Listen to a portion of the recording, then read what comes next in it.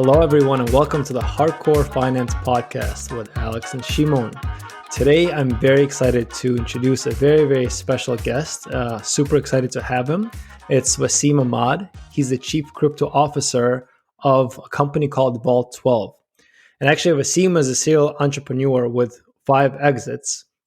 He's an advisor in the fields of AI, blockchain, cryptocurrency, and various encryption solutions.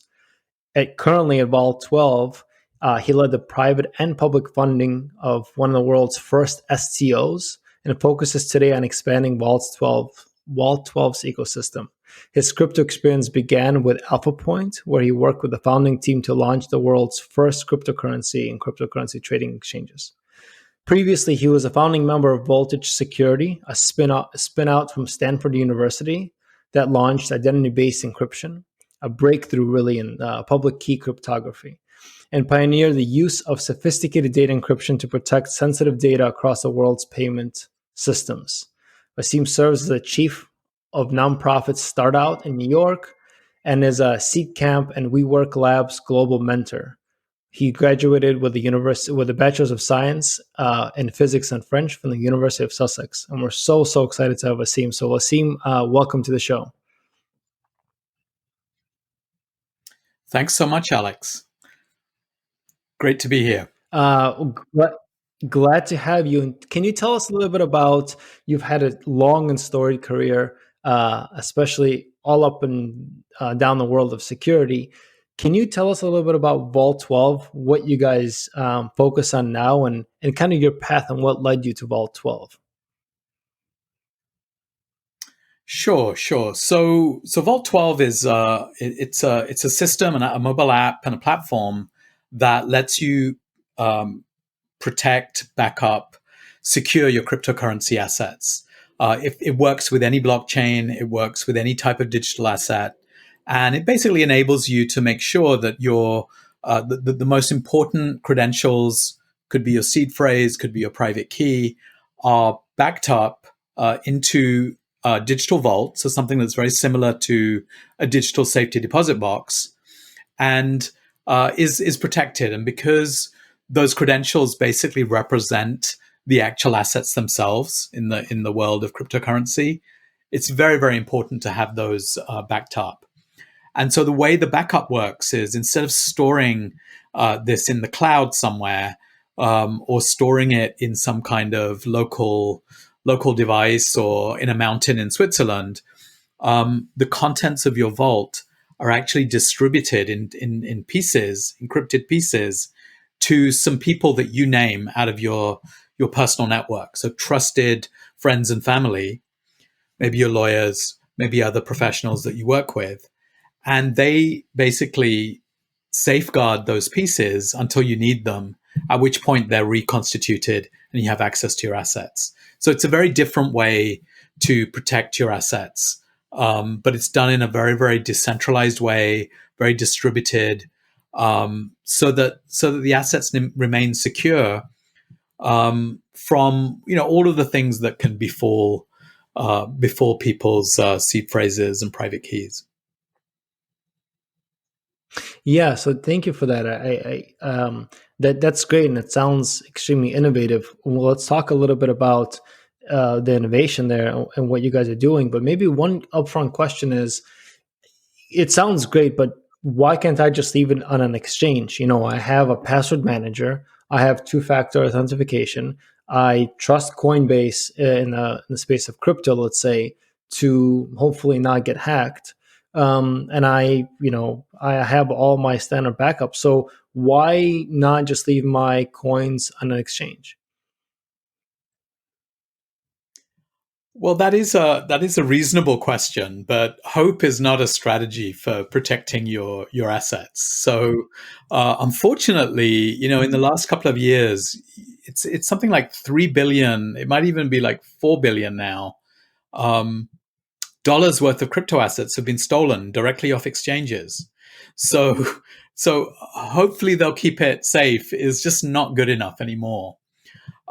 That's one aspect. Another aspect is that there is a difference between how cryptocurrency the markets associated with cryptocurrency work versus what we're used to on a day-to-day basis with the stock market, stock exchange, bank accounts, accessing those online.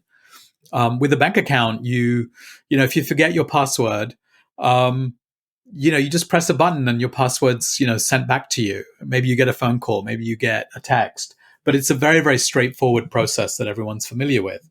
With cryptocurrency, you lose your account details. They can't be recovered.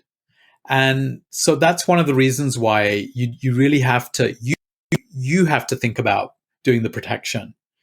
And that's really why we're in business is to help you do that, because it is complicated.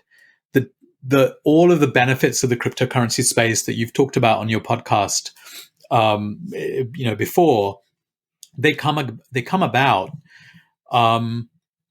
because cryptocurrency, the blockchain, these enable you to be your own banker, essentially. So you become responsible for those assets, not some third-party institution.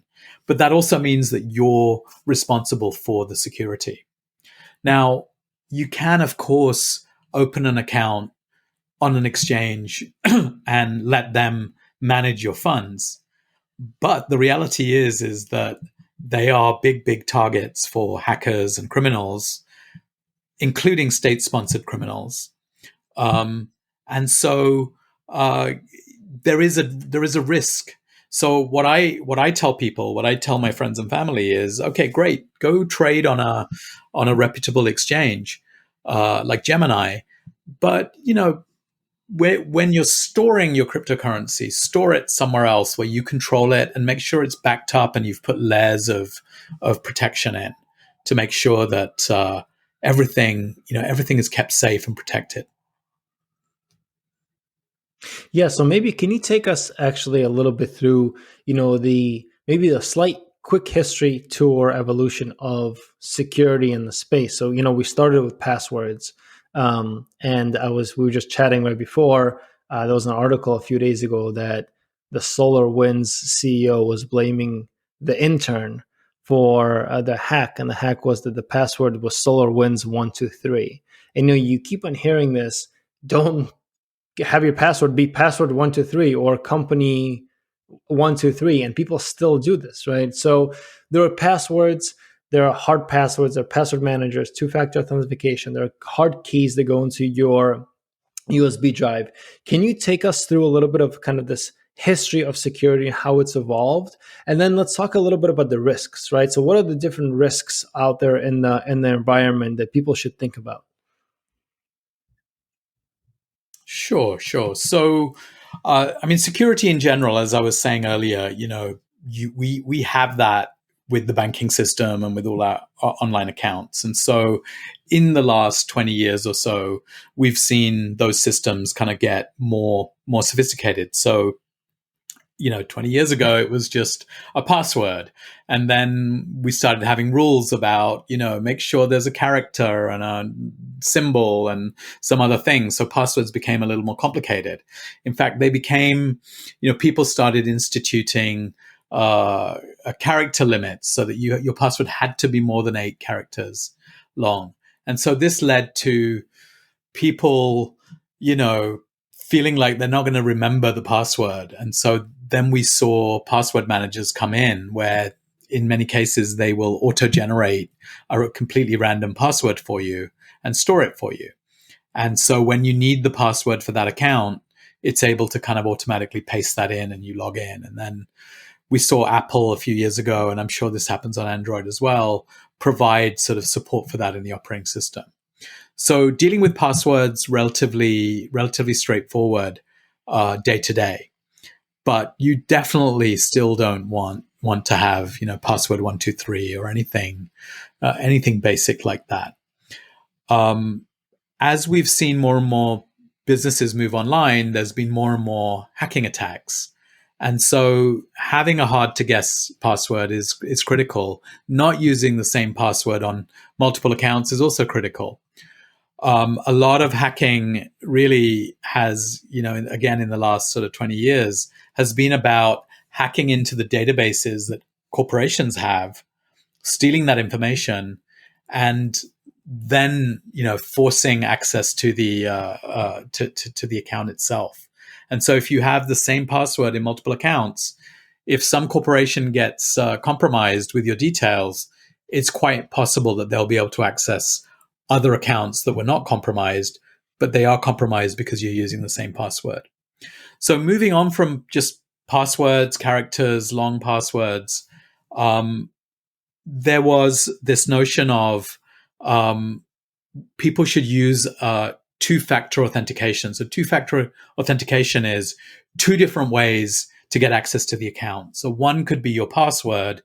The other could be a code that is either sent to you on your phone or is generated from an app. Or, I think like a decade ago, there were little devices, little RSA devices that banks would give their customers, which would generate the code automatically. Mm-hmm. And so you could use that to access your account. So definitely more secure. But as with anything, even as security technology innovation evolves, so do the hackers and the criminals going after those assets. And so what we've seen really with the surge of interest in cryptocurrency, this idea that the second factor on a two-factor authentication system might be that you're texted a code. And so what people have done is they have, this is called a SIM swap attack. And what happens is the hacker will take control of your phone.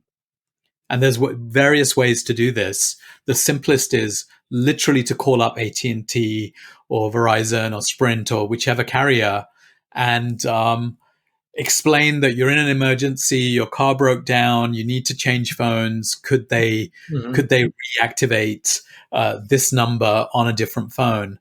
And sometimes they fall for it. Not always, but definitely sometimes. And so the phone is ported to a different. The number is ported to a different phone.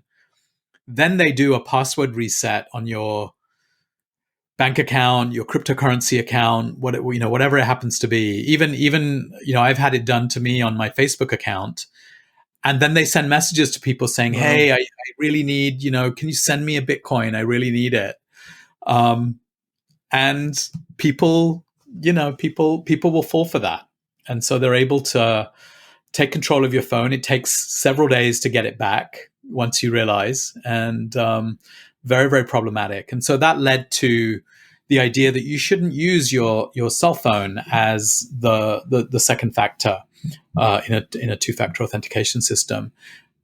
And so the recommended approach is actually to use an app. So there's several apps out there that you'll come across. There's Google Authenticator, Microsoft Authenticator, Authy, which is a great one. And these are apps that you configure on your phone, and they will generate the code to access your Instagram account or to access your Coinbase account. And so very relatively convenient. Obviously, there's a little bit of a learning curve there, but that makes that whole system much, much safer. So definitely a lot of evolution, and I kind of skipped over all of the biometric stuff that we're seeing, like Touch ID, Face ID, etc. But kind of skipping, so that was kind of very general, high level security. But switching over to cryptocurrency specifically. So cryptocurrency, it's the native currency of the internet. The basis is mathematics. Everything about it is digital. And so this poses some new sort of challenges in security. The biggest challenge is that with cryptocurrency, you have a public address that is the address that everyone uses to send you cryptocurrency, and you have a private key that maps to that address that you use to keep your assets secure in a wallet. And so if you lose that private key, you basically lose the assets. They're in your custody. You own them. But if you lose access to them, it's like you lost them physically, even though they're digital. So that private key becomes a proxy for the actual assets themselves. And so it becomes very, very important to protect that private key. So this private key is a long number that very, very few people can remember, although there are people out there that will memorize these things. And in the early days of cryptocurrency, Bitcoin, 11 years ago, people were super, super paranoid about this. Quite correctly, they were super paranoid about this. And they constructed very, very impressive schemes to make sure that sequence of digits was always kept secure, that it never went anywhere near the internet, that it never moved from one place to another, that it was restricted to one device or one system, and was just not exposed anywhere at all. So that really was kind of a lot to do with some of the limitations that existed 11 years ago in the landscape of security technologies. So let me give you an example. This is a pretty famous example. The Winklevosses, after they got their settlement from their lawsuit against Facebook, they started to invest that money in Bitcoin. And they quickly, as they were, at the time they were learning about Bitcoin and the blockchain and how everything worked, they were one of the largest investors at that time and continue to be. But they realized that they had to do something very sophisticated with the security.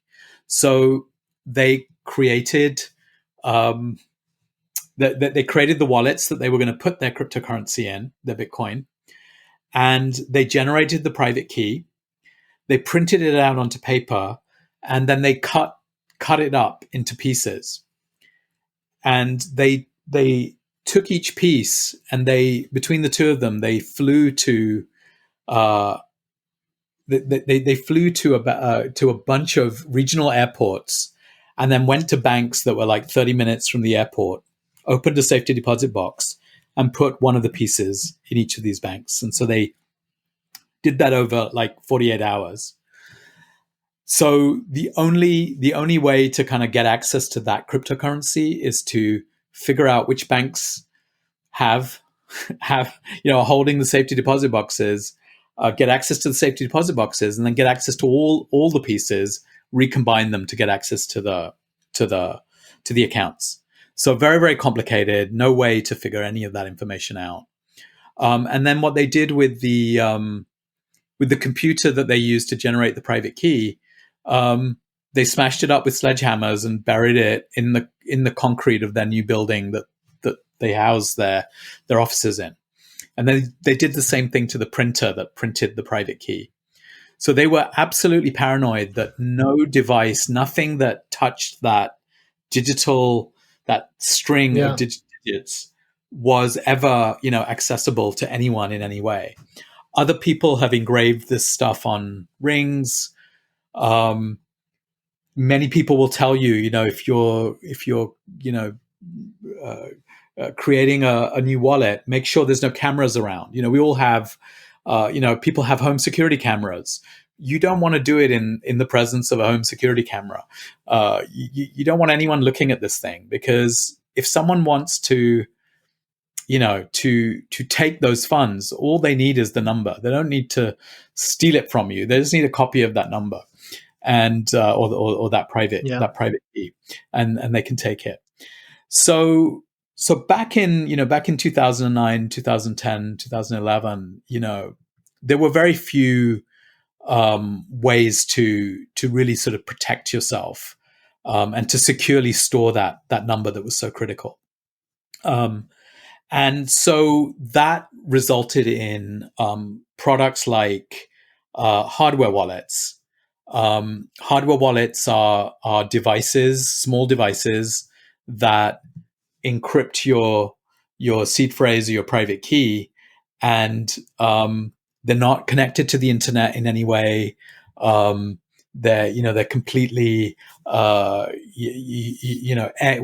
we call air gapped. So there's just no way that anyone can hack into it. And this became kind of the de facto way that people with large balances of Bitcoin would store their seed phrases and their private keys, etc. So super secure.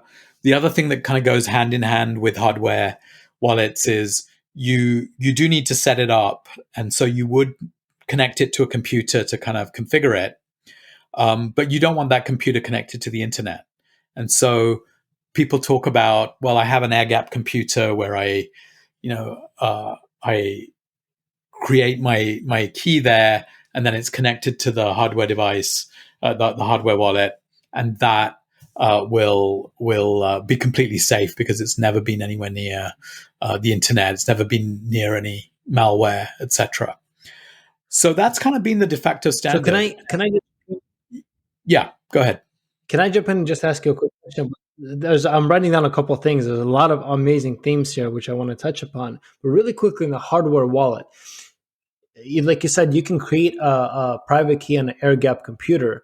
Maybe two things. What do you need to actually do that? Because don't you need a piece of software to actually create the public and private key of your new wallet? That's maybe one. And two, for the hardware wallet, I mean, all of these come with, software up. Like I have a Trezor wallet, and it comes with, we have a software upgrade. So it's going to reinstall a software to the wallet periodically. And it comes with a piece of software that helps visualize the wallet in an easier way when it plugs in. How much does that decrease the efficacy of the wallet now that it's connected?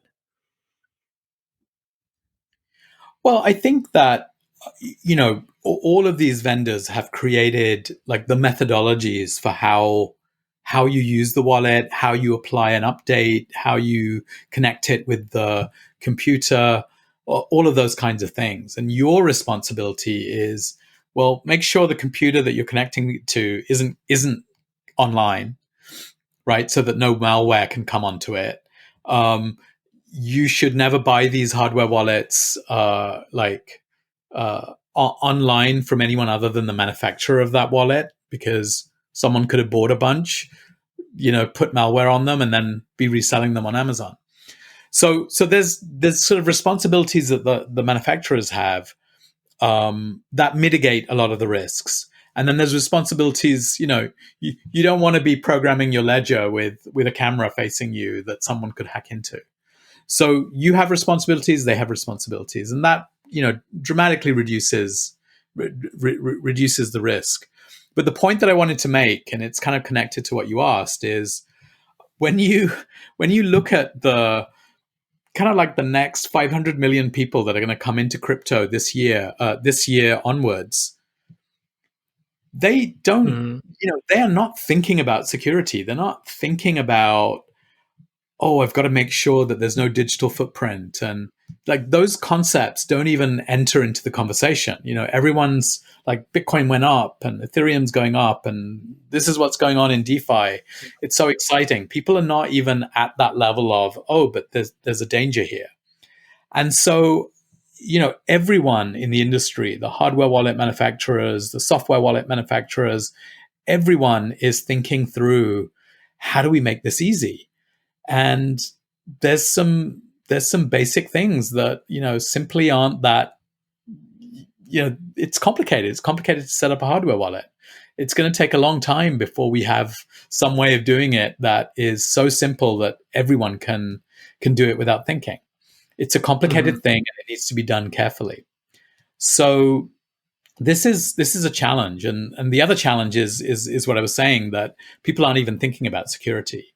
And so one of the so I'm going to talk about it now, but one of the things that we did, obviously delivering a solution to help people protect their assets, was we built a website that explains why you should care about crypto security, what those things are, and how you do some of those things in a safe and secure way. There's many, many different ways to many different approaches and methodologies to follow.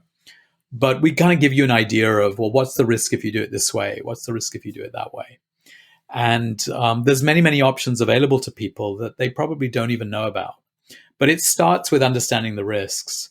And we identified sort of 5 big categories of risks. So leaving your cryptocurrency on an exchange, storing your cryptocurrency locally on a computer or a USB drive, doing things that result in you being targeted by criminals, and what I'm going to refer to as inheritance or loss of inheritance, because guess what? You did such a good job protecting your cryptocurrency that no one knows how to access it. And this has happened time and time again to people, even people that were very careful about protecting their assets. So if it's okay, I'd like to just kind of go into details on that. The other thing to say is, Yeah, can I wait, go ahead. can I actually ask you a quick before we go into it? I'm jotting a bunch of things down because they're, again, very fascinating.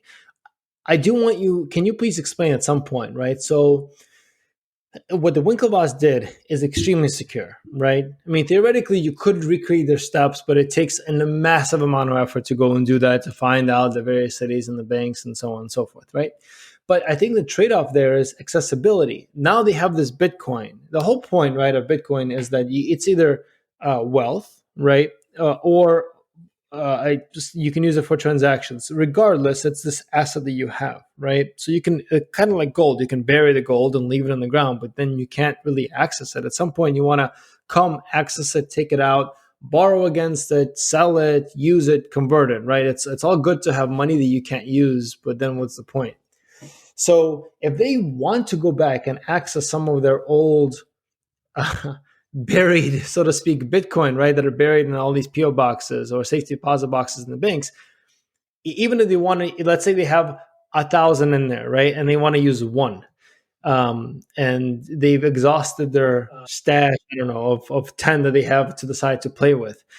They have to go back and go to each bank in order, get the private key, send one into some sort of soft wallet or connected wallet and put on an exchange or borrow against it or do something with it, right? So I guess there's a trade-off between extremely hard security, right, and usability. And will that ever be bridged? Well, people have been trying to figure that out for decades, right? There is no security without usability. That's kind of like that's an axiomatic thing. And so, I literally spent the last 3 months like documenting how wallets told you how to set up how to set up a wallet. And we looked at what do they tell you from a security perspective. And some of them ignore it and just get you through the process straight away and kind of don't even talk about why something is so important. And others go to extreme lengths in explaining it and popping up warnings and things like that. The whole thing is very, it's very complicated, and I don't think anyone has solved it. So the best we can do is make sure that people know what the risks are and kind of what they're.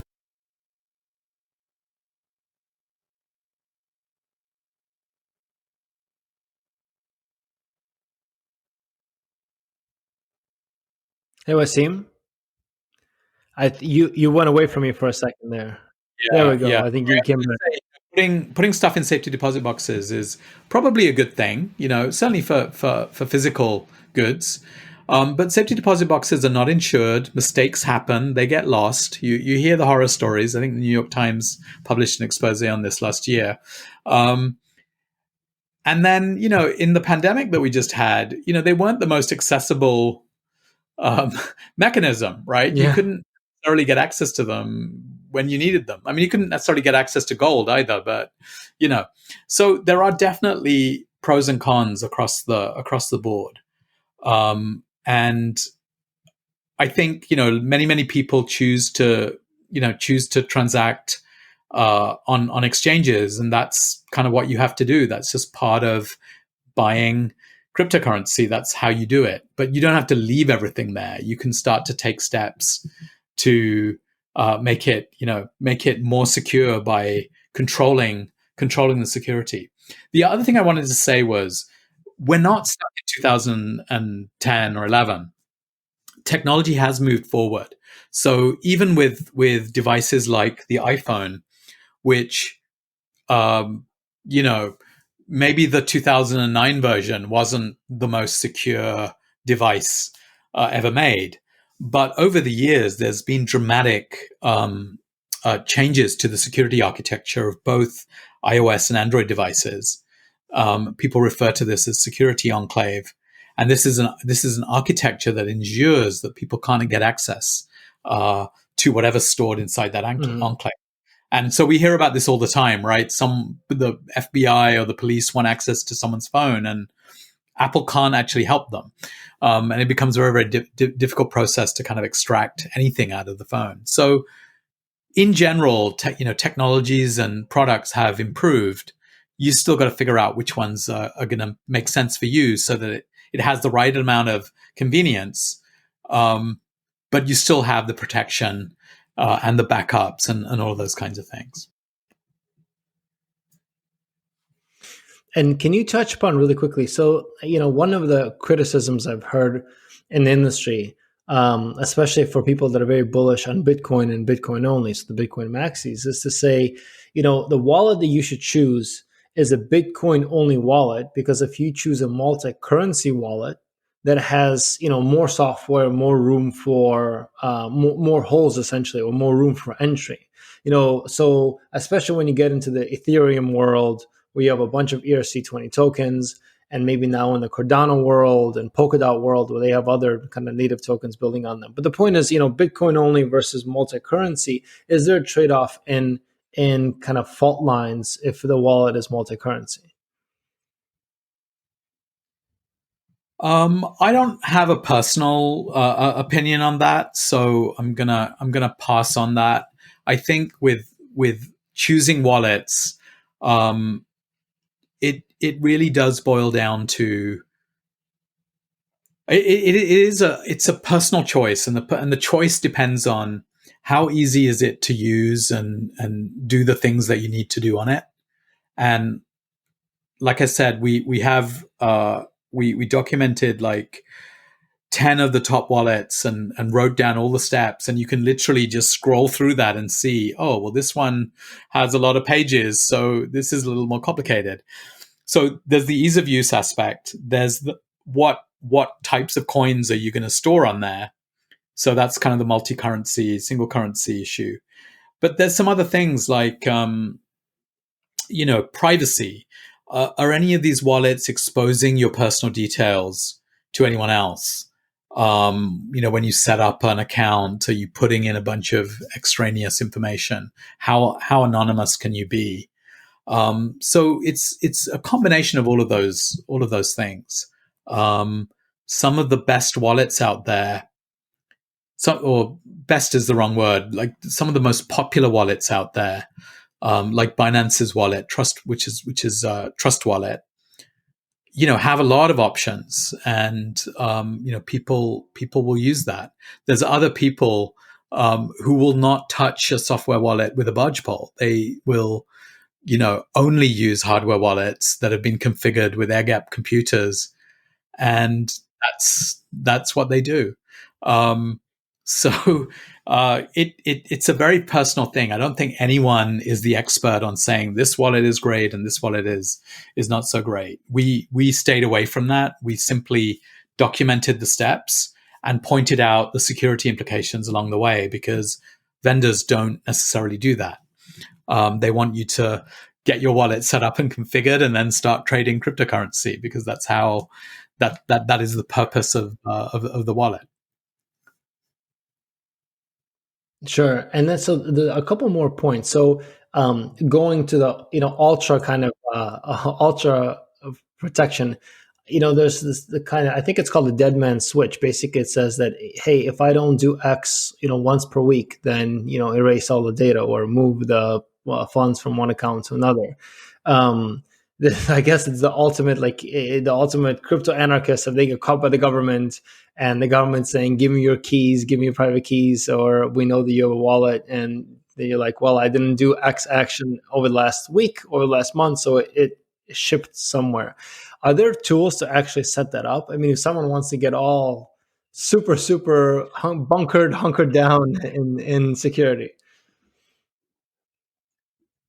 Well, if I told you, I'd have to kill you, so I'm not going to Yeah, go no. into that. I've not personally come across that, but it sounds great for a Hollywood movie. I'm sure this technology or these approaches exist, but they're not things that regular regular folks implement.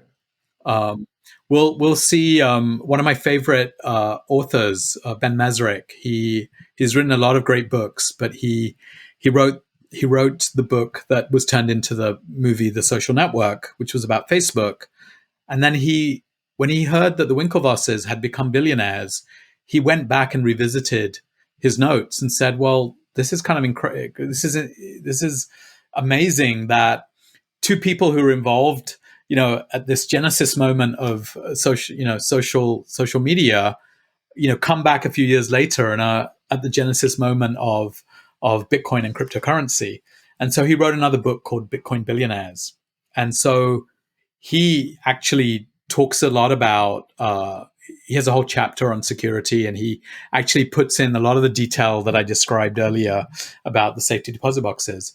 But he's now the writer on Billions. So I'm sure that when the second half of the last season comes on shortly, we will see some more sophisticated cryptocurrency maneuvering by the characters on Billions.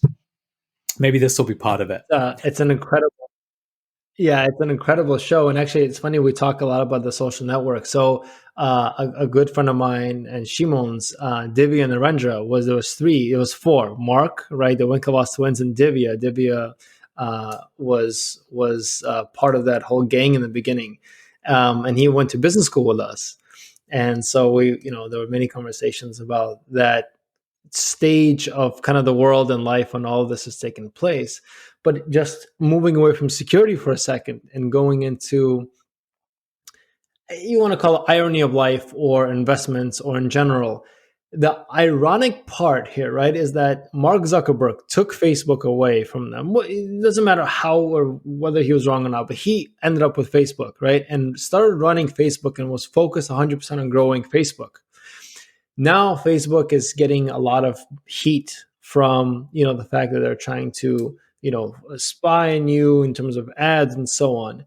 And he's been so heads down on this innovator's dilemma, right, of perfecting this product that he's made, that had he literally at that point in time taken all of his wealth and did what the Winklevoss twins have done, given Bitcoin's price and given where we believe it's going to go, he would have been orders of magnitude better off than focusing and working on the company. And it's just, to me, it's this weird, interesting irony of life and an incredible example of an innovator's dilemma and the most high-tech innovative company you can argue over the last 15 years or so. And even still, so they were looking at cryptocurrencies, and Facebook came up with Libra, which is a Facebook bespoke kind of cryptocurrency, which kind of went nowhere.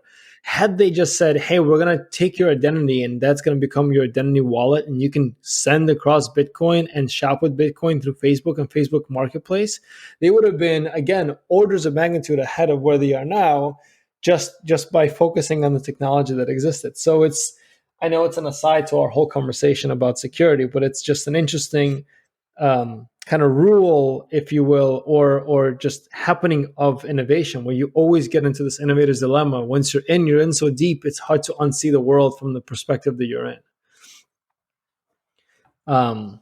Yeah, I love that when Facebook announced when they announced their cryptocurrency play, the Winklevoss tweeted, "Welcome to the party. What took you so long?"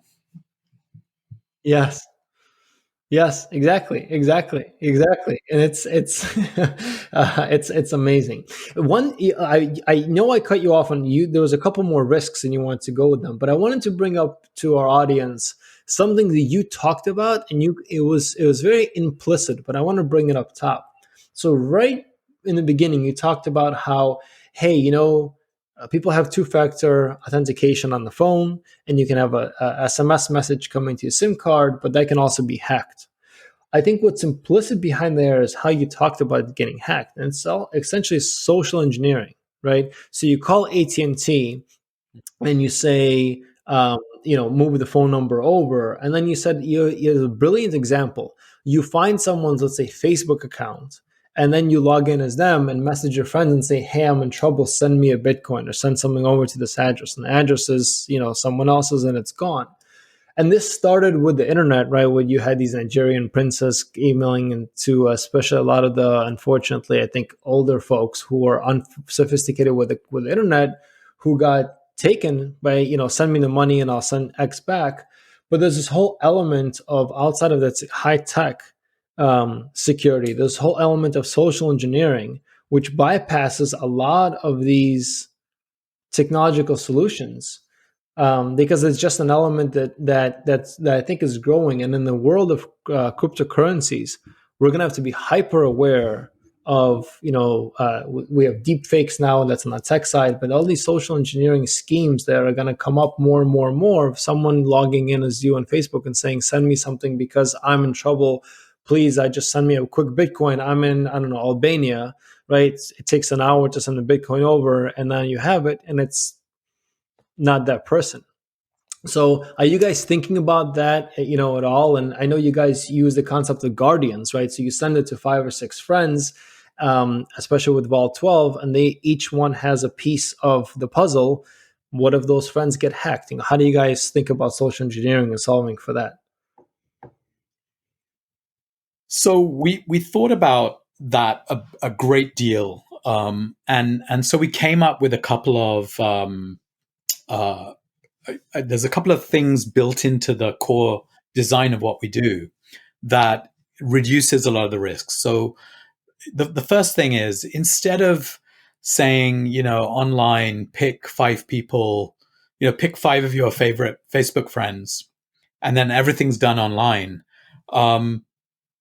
We ask you to pick people that you know.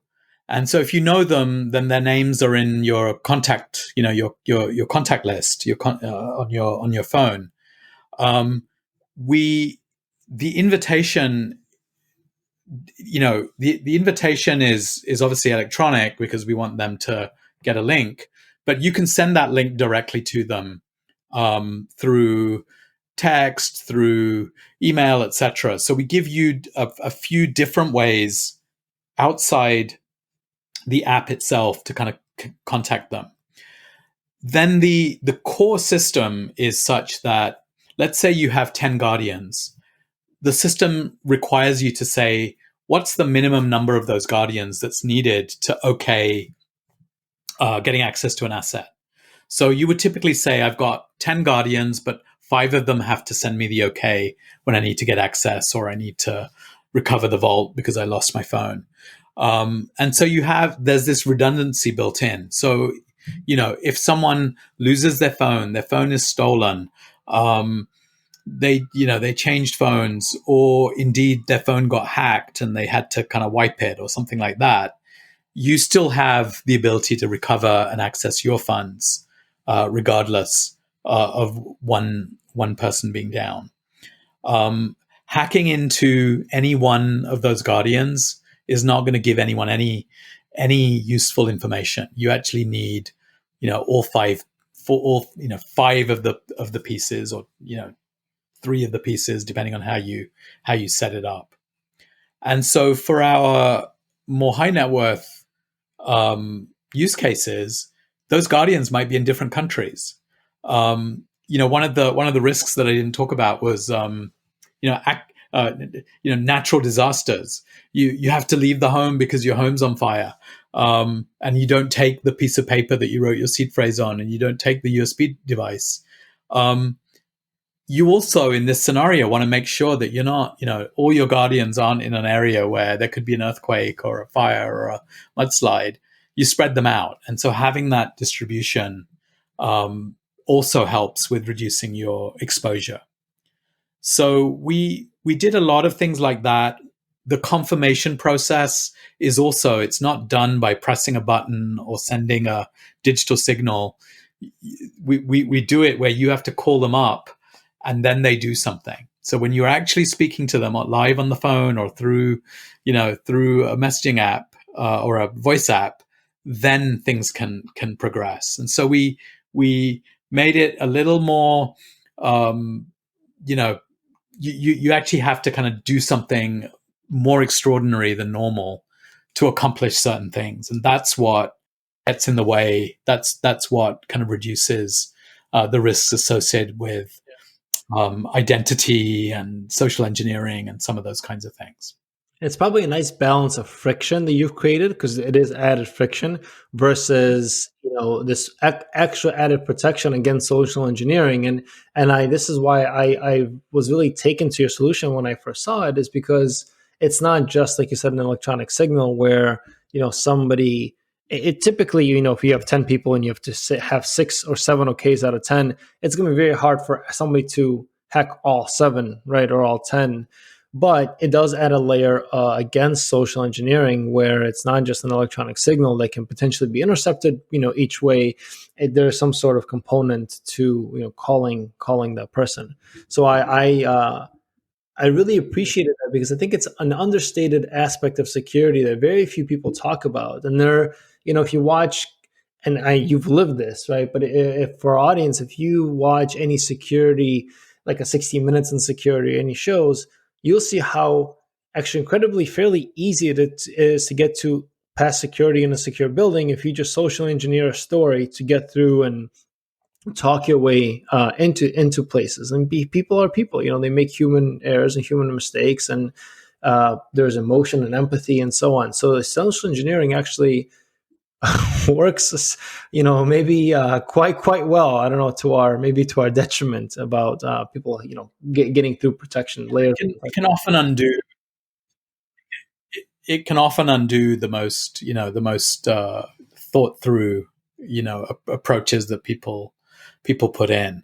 But I think the other end of the spectrum is that you came up with a scheme where everything is super protected and you have everything locked away, engraved on a cylinder in a safe, but no one knows the combination to the safe. And so if you were to become incapacitated, you passed away, no one can actually get access. And so this happens. And it happened earlier this year, and it was publicized. And a lot of people were mailing the story around, where someone has their Bitcoin on a hard drive, and they protected the hard drive with encryption. And then there's a PIN number for accessing the disk, so you can actually take data off the disk and see what the private key is. And he's forgotten the PIN. Or he's forgotten the PIN and he has, 3 more tries before the disk becomes irrecoverable. So there's a lot of things here that can prevent access to your funds. Yeah, there was 200 million on it. I know we're coming up with time. I want to ask you how people can get in touch, but there's one aspect we didn't touch upon, which I think is super critical. So if you may, inheritance, right? So this is maybe a good segue to that, passing on your wealth to your children, because this is a generational shift in wealth, especially in cryptocurrencies. And so it's very prudent for our audience to start thinking about, what are you going to do with this nest egg? How can you pass it on in a safe way? Yeah. So the traditional way to do this is that you still need to talk to a lawyer. You still need a trust in the state's attorney to kind of help you through this process. With traditional bank accounts, there's many ways to pass that information on.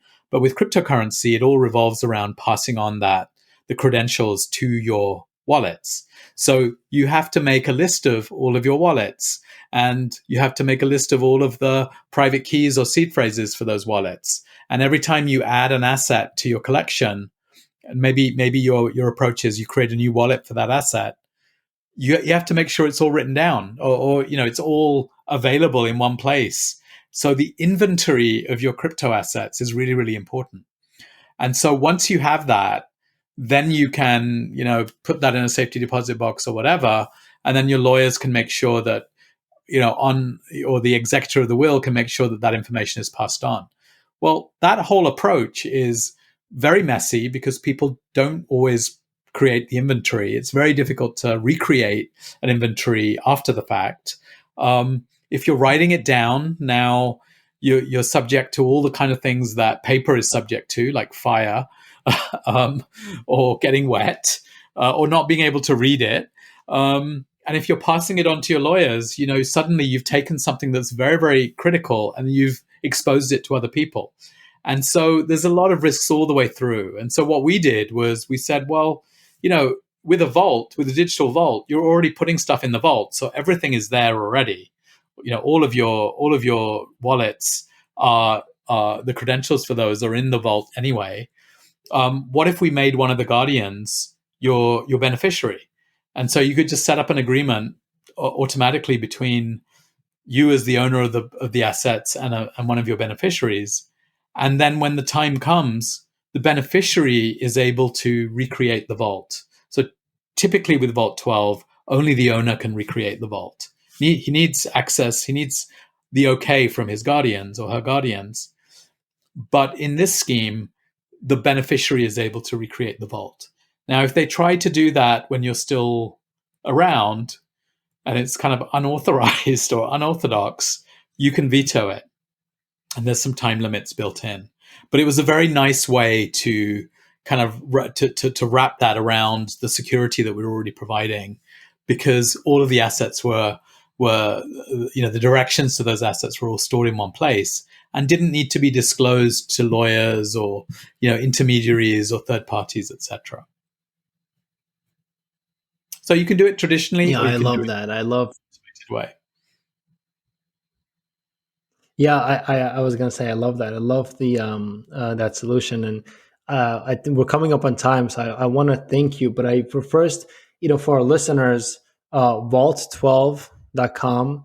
And Wasim, maybe tell us a little bit about where people can find you, and especially I know there's a website. I think it's vault12.com/learn, where they can go and learn about the hardware and the software wallets. But I remember you guys did it better. There was a different URL, which is great. It was a cryptowallet.org or something along those Yes. lines, or crypto safety. What was that URL? Sure. So all the stuff about the product is on vault12.com. But the information about security and how to secure your cryptocurrency is on a site called securemycrypto.org. Securemycrypto.org. And over time, we're actually going to have contributors adding additional articles. We're busy documenting the next 10 software wallets and hardware wallets. And so there'll be more articles coming along. So I really recommend that people have a browse through, and as they're going through setting up their environments. And if you have friends who are coming into crypto, new to crypto, this is a good site to read before they go deeply into it, so they understand what risks are out there and what choices they can make. Yeah, and I would say I've been in the crypto space since 2016. So I guess I'm not an OG, but I'm a kind of an OG in the space. And I spent hours into the night reading all about the different wallets and security features. One, because I love it, but two, because it's so informational. There's just so much, and I love the way you guys lay it out wallet by wallet. And if you have MetaMask, here's what you do, and if you have whatever Coinbase wallet or Exchange wallet, here's what you do. Here's the pros and cons. It's a very neutral, fact-based discussion, and this space is going to become bigger and bigger. And for our listeners, it's very, very imprudent for you to go check it out. Just brush up on this, invest the hour or two that's needed to read up on this, because it's literally going to cost, the flip side is costing you thousands of dollars, and that's not something that anyone wants to lose. And so, again, thank you so much for coming on, Wasim. It was an incredible conversation. I hope we can have you back on again, because I have tons of questions that I can still want to ask you and go deeper on. But thank you again. And for our listeners, hardcorefinance.com. Please subscribe, feedback. We always love feedback. Leave us comments, notes. Let us know what other topics you would like to hear about. And we'll keep on bringing kind of the latest and greatest in the industry. So Wasim, thank you again. It was a pleasure. Thank you. Thank you.